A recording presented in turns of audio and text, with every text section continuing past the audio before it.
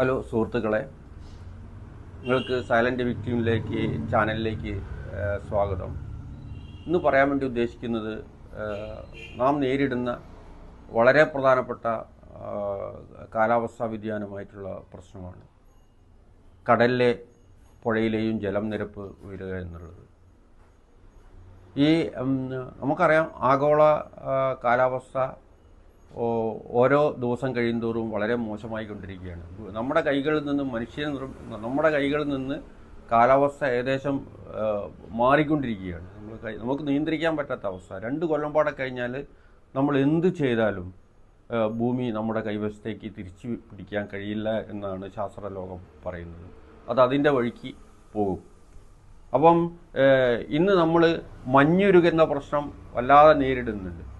മഞ്ഞുരുക എന്ന് പറഞ്ഞാൽ മഞ്ഞുമല ഉരുകുന്നതിന് പ്രധാനപ്പെട്ട കാരണം അവിടെ എത്തിപ്പെടുന്ന കാർബൺ ഡൈ ഓക്സൈഡാണ്. കാർബൺ ഡൈ ഓക്സൈഡ്, പിന്നെ മരത്തിന് ഹരിതഗൃഹവാതകങ്ങൾ അന്റാർട്ടിക്കയിലും ആർട്ടിക് പ്രദേശത്തിലും നാം പുറന്തള്ളുന്ന വണ്ടി ഓടിക്കുമ്പോഴും പിന്നെ മറ്റു വാഹനങ്ങൾ ഓടിക്കുമ്പോൾ വ്യവസായം നടത്തുമ്പോഴും നമ്മുടെ രാജ്യത്തുനിന്ന് പുറത്തേക്ക് വരുന്ന ഈ കാർബൺ ഡൈ ഓക്സൈഡും മറ്റ് ഹരിതവാതകങ്ങളും സഞ്ചരിച്ച് അന്റാർട്ടിക്കയിലും ആർട്ടിക്കയിലും എത്തിപ്പെടുകയും അവിടുത്തെ മഞ്ഞുമലകളെ ഉരുക്കുകയും ചെയ്യുന്നുണ്ട്. ഏതാണ്ട് 30% മഞ്ഞുമലകൾ ഇപ്പോൾ ഉരുകിക്കഴിഞ്ഞിട്ടുണ്ട് എന്നാണ് കണക്കാക്കപ്പെട്ടിട്ടുള്ളത്. അതിൻ്റെ ദിവസമുള്ള റിപ്പോർട്ട് പറ്റി ഞാൻ കൂടുതൽ പറയുന്നില്ല. ദിവസം റിപ്പോർട്ട് വരുന്നുണ്ട്. 35 വർഷത്തോളമായി ഈ പ്രതിഭാസം തുടങ്ങിയിട്ട്. മഞ്ഞുമലകൾ ഉരുകുന്നതനുസരിച്ച് ജലനിരപ്പ് ക്രമേണ വർദ്ധിക്കുന്നതായിട്ടാണ്.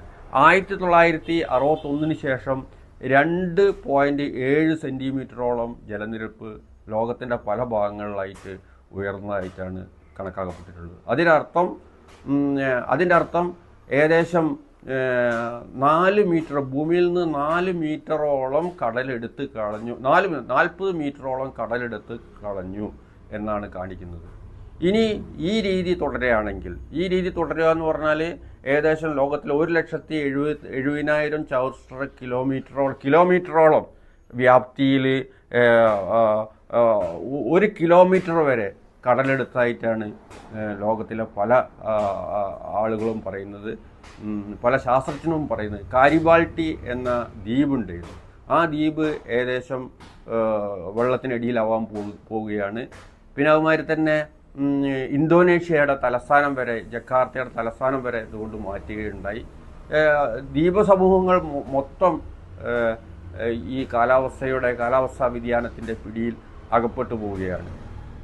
ഈ സത്യം നമ്മൾ തിരിച്ചറിയാതെ പലതരത്തിൽ ഈ രാഷ്ട്രങ്ങളെ ഒന്ന് രക്ഷിക്കുന്നതിന് ഒരു വിധത്തിലുള്ള സംവിധാനവും ഈ ലോക നേതൃത്വത്തിന് ഇതുവരെ ഉണ്ടായിട്ടില്ല എന്നുള്ളതാണ് ഏറ്റവും പ്രധാനപ്പെട്ട ദുഃഖകരമായിട്ടുള്ള വാർത്ത. നാം ഉച്ചകോടികളെല്ലാം പലതും നടന്നു കഴിഞ്ഞെങ്കിലും വൻ രാഷ്ട്രങ്ങൾ, അമേരിക്ക അടക്കമുള്ള G7 അടക്കമുള്ള രാഷ്ട്രങ്ങൾ പുറത്തുവിടുന്ന കാർബൺ ഡൈ ഓക്സൈഡ് ഇതിന് കാരണമാവുന്നുണ്ട്. നിഷ്കളങ്കരായ ഇത്തരം രാജ്യത്തിലെ ജനങ്ങൾ ഇന്നും കാലാവസ്ഥാ വ്യതിയാനത്തിൻ്റെ കെടുതികൾ, രോഗബാധിതരാകുന്ന ഒരു വശത്ത് അവർ താമസിക്കുന്ന കുടിലുകളും ഒക്കെ വീടുകളും കുടിലുകളും ഒക്കെ കടലെടുത്ത് പോകുന്നു. നമുക്കറിയാവുന്നതാണ്. ഒരു മഴ പെയ്താൽ പോലും, ഇന്നലെ ഒരു മഴ പെയ്തപ്പോൾ പോലും പ്രളയം കൊല്ലം ഭാഗത്ത്, കോട്ടയം ഭാഗത്ത്, തിരുവനന്തപുരം ഭാഗത്തൊക്കെ പ്രളയമുണ്ടായി. ഈ ഒരു മഴയ്ക്ക് പോലും കേവലം പ്രളയം ഉണ്ടാക്കാൻ പറ്റുന്ന അവസ്ഥയിൽ അതിലോലമായി തീർന്നു നമ്മുടെ ഭൂപ്രകൃതി. ഇത് പരിഹരിക്കാൻ പറ്റും എന്നല്ല പറയുന്നത്, പക്ഷേ ഇതിനെപ്പറ്റി ബോധവാന്മാരാവാതെ നമുക്കൊരു നടപടിയും സ്വീകരിച്ച് മുന്നോട്ട് കൊണ്ടുപോകാൻ കഴിയില്ല എന്നാണ് പറയാനുള്ളത്. ഇതിന് പ്രധാനപ്പെട്ട കാരണം നമ്മുടെ കാർബൺ ഡൈ ഓക്സൈഡ് എമിഷനാണ്. കാർബൺ ഡൈ ഓക്സൈഡ് എമിഷൻ എന്ന് പറഞ്ഞാൽ ഞാൻ പറഞ്ഞതിൻ്റെ വളരെ രത്നച്ചുരുക്കം എന്ന് പറഞ്ഞാൽ നമ്മൾ ഹീരോഷിമയിലാണ് ലോകത്തിലെ ഏറ്റവും ശക്തി കൂടിയ ആറ്റം ബോംബ് വർഷിച്ചിട്ടുള്ളത്. ആ ആറ്റം ബോംബ് 1.5 ആറ്റം ബോംബിന് തുല്യമായിട്ടുള്ള ഊർജം, കാർബണിൻ്റെ ഊർജം ഓരോ സെക്കൻഡിലും കടലിലേക്ക് പതിക്കുകയാണ്. ആലോചിച്ച് നോക്ക് നിങ്ങളത്.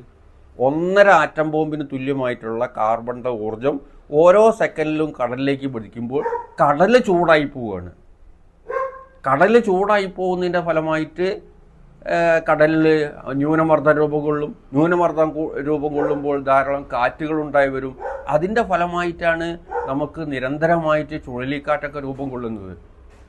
ചുഴലിക്കാറ്റ് രൂപം കൊള്ളും. ഇന്നലെ തന്നെ പല ഭാഗങ്ങളിലും നമുക്ക് ഇടയ്ക്ക് നമ്മുടെ ഭാഗത്ത് ചുഴലിക്കാറ്റ് രൂപം കൊണ്ട് ഒരു പ്രദേശത്തേക്ക് മാത്രമായിട്ട് കേന്ദ്രീകരിച്ചുകൊണ്ട് ധാരാളം പേർക്ക് അപകടവും നാശവും ഉണ്ടാവുന്നൊരവസ്ഥ സംജാതമാവുന്നുണ്ട്. ഈ വീഡിയോ ഈ ഭാഗം ഇവിടെ വെച്ച് അവസാനിപ്പിക്കുന്നു. ഇനി എൻ്റെ ചാനൽ കണ്ടു തന്നിട്ടുള്ള എല്ലാവർക്കും ഞാൻ നന്ദി രേഖപ്പെടുത്തുകയാണ്. ചാനൽ ഇഷ്ടമായെങ്കിൽ നിങ്ങൾക്ക് അതിനെ ഷെയർ ചെയ്യുകയും സബ്സ്ക്രൈബ് ബട്ടൺ അമർത്തുകയും ബെൽ ബട്ടൺ ലിങ്ക് ചെയ്യുകയും ചെയ്യുക. Thank you for viewers.